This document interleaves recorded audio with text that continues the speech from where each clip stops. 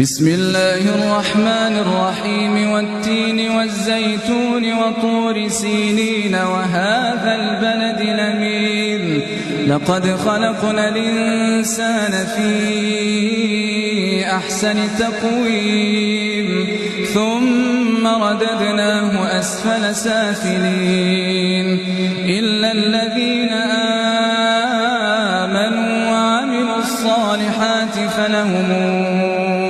أجر غير ممنون فما يكذبك بعد بالدين أليس الله بأحكم الحاكمين بسم الله الرحمن الرحيم اقرأ باسم ربك الذي